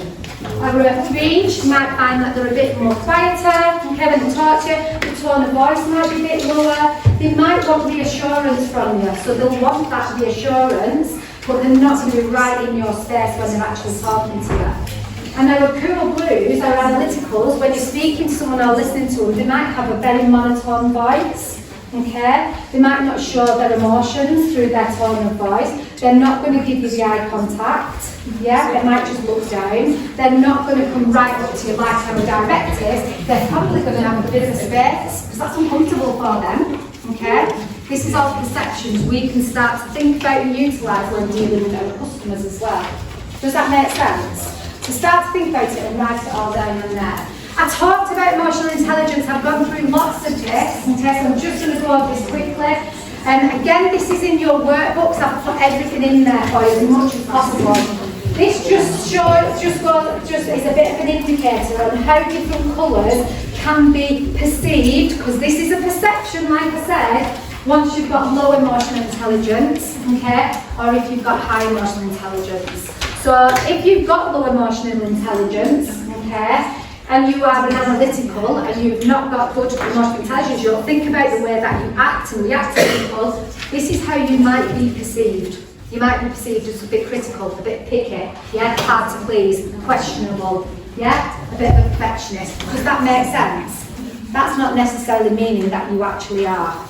It's how you're perceived. So there needs to be that level of communication between you all to understand and appreciate each other. This is just another slide on that emotional intelligence that I spoke about, and I have gone through that in great detail, but it is in your books as well.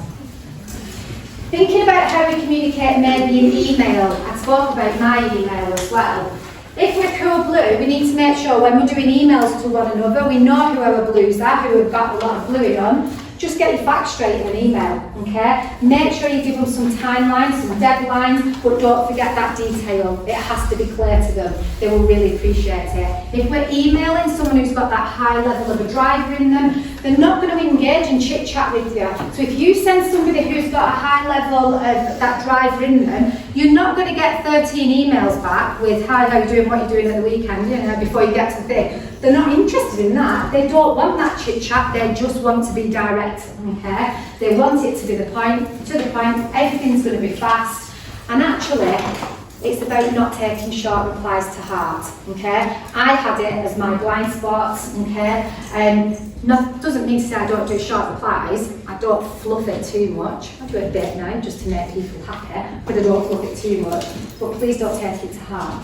If we've got our sunshine yellows, we need that engagement, that personality within them emails, maybe putting a bit of emotion in there, a bit of a chat, and expect multiple replies from these. These are the email trails that you go, I'm not finishing this conversation, I've got things to do. Our sunshines just like to do that, they like to engage.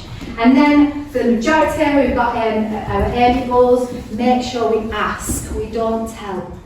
Yeah, we don't tell, we ask. Have you got capacity to help me? Would you be able to take on this project? Not, can you do this project? You are doing this project, okay? Don't forget the personal touch as well, okay? And try to avoid those tight deadlines. Does that all make sense?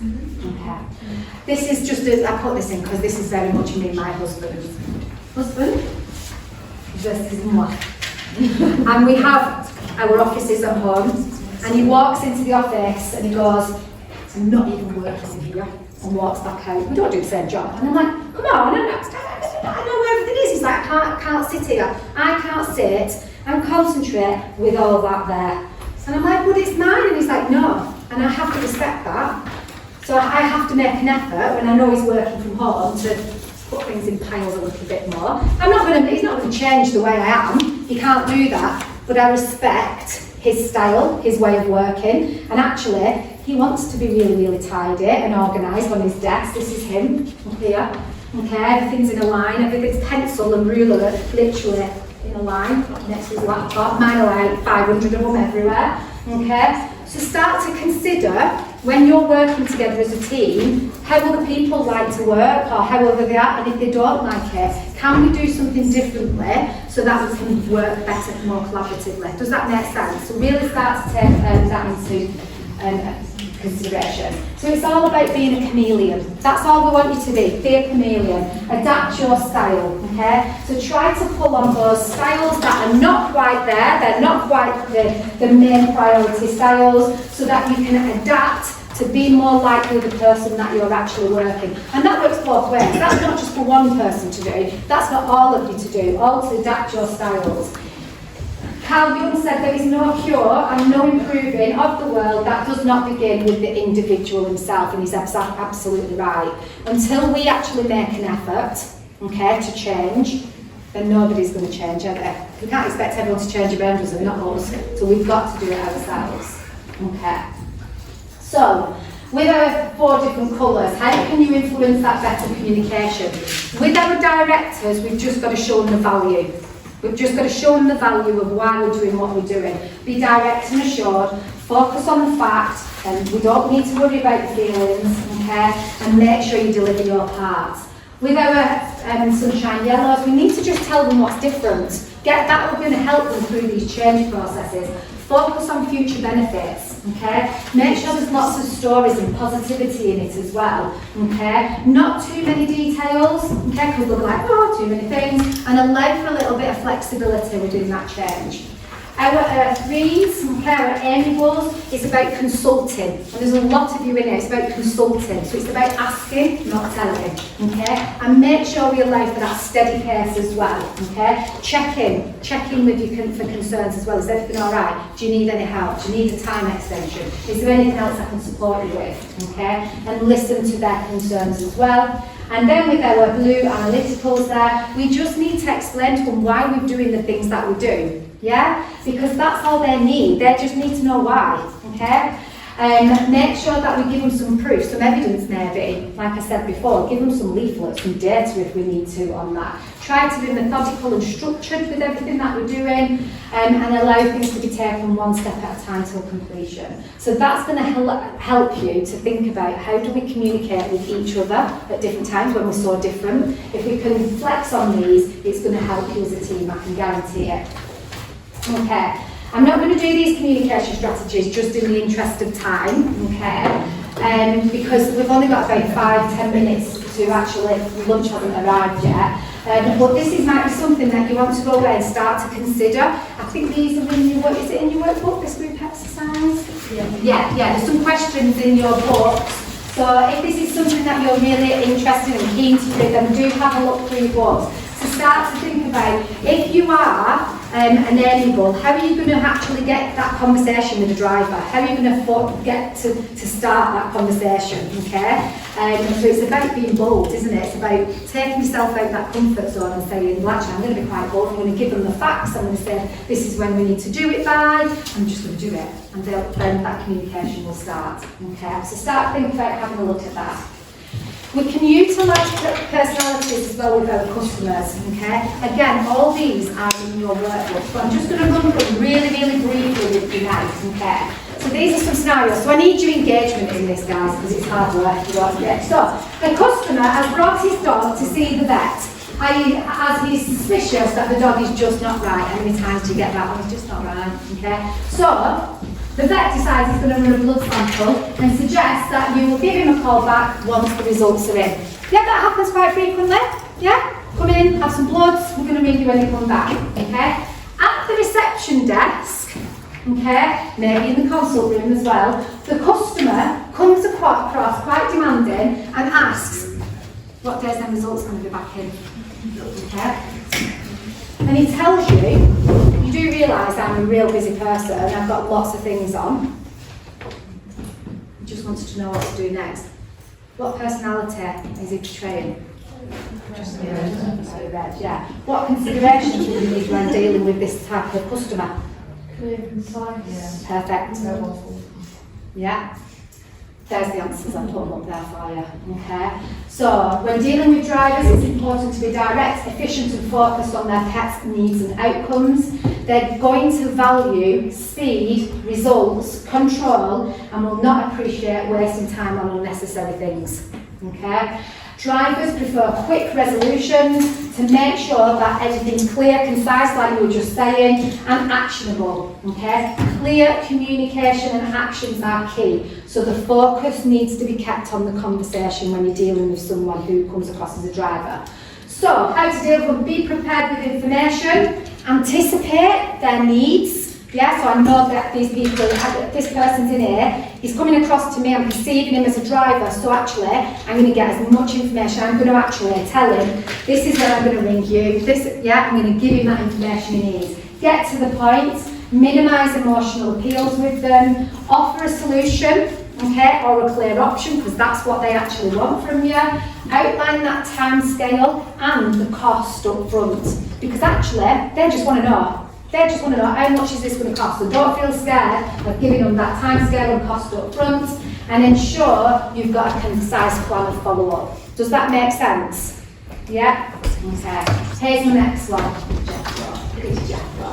So at the reception, same scenario, but at the reception desk, the customer is cuddling Jethro. I wish I could, he tried to, cuddling Jethro and sharing the fact that he isn't well. And the customer's like, oh, poor Jethro. Jethro's poorly, aren't you, Jethro? Because he didn't want to go to the beach this morning, so I know he's really upset. Because normally he bounces around the house and he doesn't. How many customers do that? And we're sat there going, and they're telling you everything that the animal's done in that day, okay? They even tell you how Jethro has been over the last few days, and you're going, 10-minute consult, 15-minute consult, what personality? Yellow. Yellow, yeah. What considerations do we need when dealing with this person? Yeah, they're going to want time, they want to want a bit of storytelling, they're going to want you to listen to them, okay? How are we going to deal with this person? What do you think?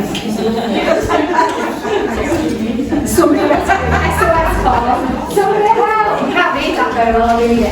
So, when dealing with an expressive personality, focus should be building rapport. They want that friendship. That's what they're trying to do, is they're trying to build a rapport with you.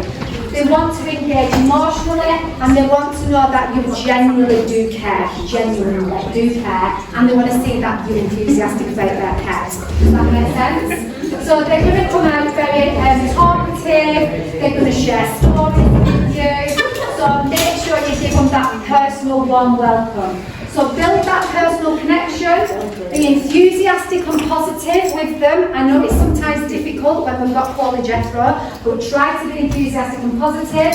So you will see, it's things like, even if you know there might not be a great positive outcome, utilising words like, I can see how much you care for your dog, for Jethro, can really help to build that rapport, okay? Engage in the storytelling, acknowledge their feelings, provide them with options with lots of enthusiasm, because they want to see the vision, they want to see what's going to be happening, what's going to be the outcome there. Offer reassurance and support, and be pre-prepared for further conversation, okay, in our sunshine yellow. If we've got a sunshine yellow, and I'm trying to think of some, I normally do it with equine, this is really easy. You've got a bandage that they might be changing. No, you don't do it. Horse people do their own bandages a lot. You might, our expressive yellows will want to watch you do it, and then they'll want to get involved and do it with you. Do you know what I mean? So that they can go away and say, right, I know how to do that. Whereas others wouldn't want that, they'd want it written on a piece of paper of what they need to do. Does that make sense? So if there's some aftercare, they might want you to actually physically show them what they need to actually do as an expressive yellow. Next one, again, is our same thing, but at the actual reception desk, the customer waits quietly and patiently, gently stroking the dog Bella and giving Bella dog reassurance. What personality do they portray? Yeah. What considerations would we need when we're dealing with this person? Yeah. Support. Yeah, lots of supportiveness with them.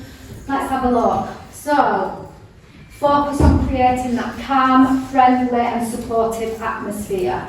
They value trust and they value communication from you as well, so just be honest with them. They want to feel really reassured and comfortable for both themselves and for the pet, that we're doing the best thing that we actually can.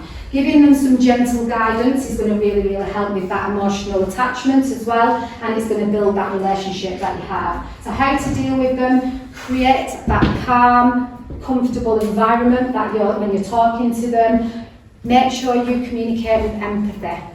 Empathy is very different than sympathy, okay? So make sure you're communicating with empathy. Acknowledge their feelings, okay? And listen to them, because they might want to express how they feel as well to you. Make sure we have that clear communication piece as well, because that will build that trust. Make sure as well we're using collaborative language that they understand. Okay, so make sure that we're using terminology and collaborative so that they understand it, and maybe things like, right, should we have a look at this together rather than this is what we're going to do? Does that make sense? So we're being a bit more collaborative, so we're getting them involved so that they can share. Do you remember, we don't tell, we ask. So anything that we're doing, so how does it sound to you if we bring you back in 3 days with your blood results? Would that be okay with you? Whereas with our red, we might say, we're going to bring you back in 24 hours. Does that make sense? So it's different. There's a different way of communicating there. Offer reassurance and support, and make sure we keep that personal touch. And then lastly, we all know what this is going to be then. The customer asks again what the blood sample was looking for. So can you tell me then, if I've had my blood sample, what's it for? What is this blood sample for?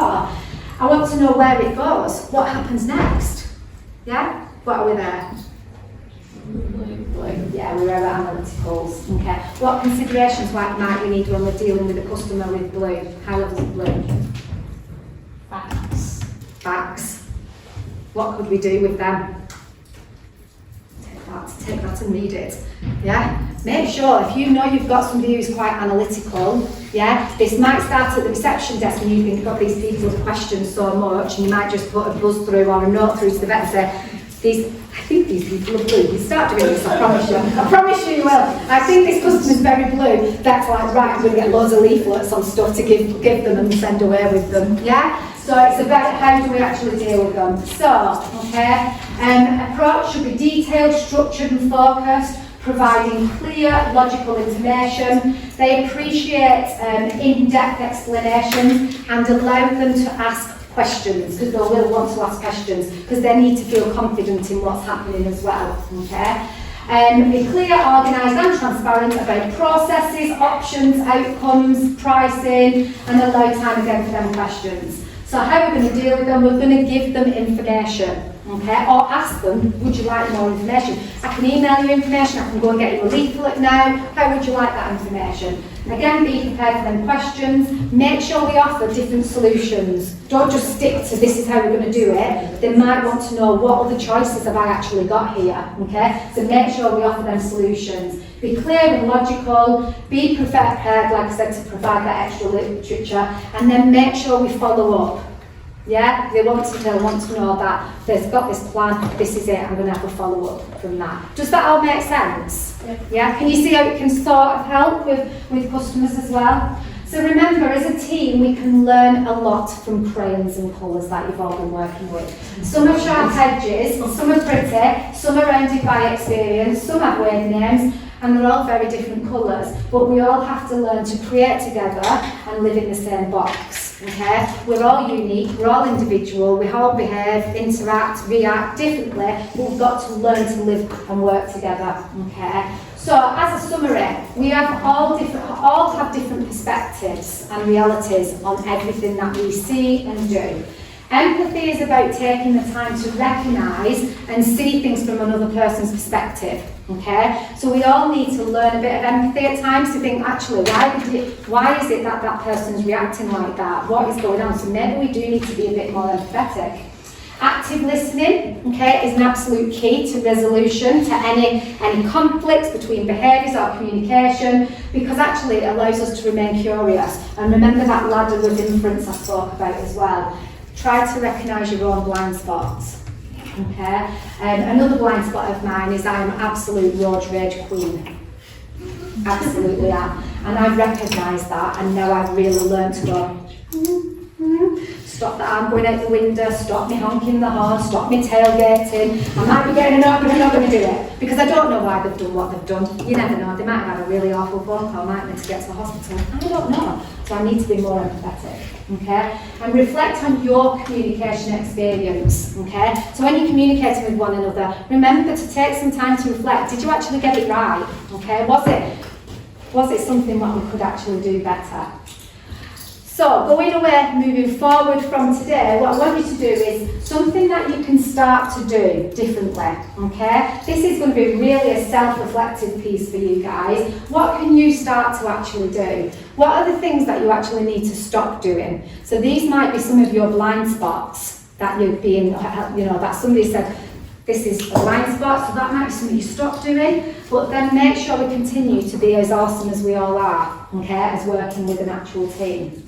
These are just some additional resources on here. There's a lovely book called Surrounded by Ideas, but don't go on a train and read it, because it doesn't go down too well when people see it, okay? But if anybody's really interested in things like insights, that's a really good book to actually read. Thank you very much for taking the time to sit and listen about insights. This might have been really exciting for people. I appreciate that some people are like, not for me, and that's absolutely fine. I I can lead a horse to water, but I can't make it drink, let me tell you. But thank you very much, you are all very, very much appreciated. Lunch hasn't arrived, and I've actually finished now, so thank you.